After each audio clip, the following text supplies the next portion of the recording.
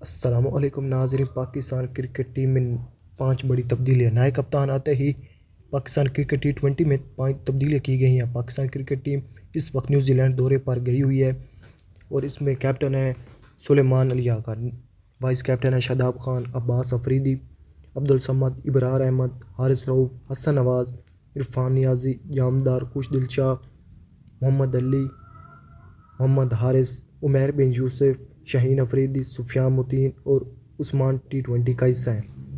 और इसमें मोहम्मद रिजवान और बाबर आजम को ड्रॉप कर दिया गया है।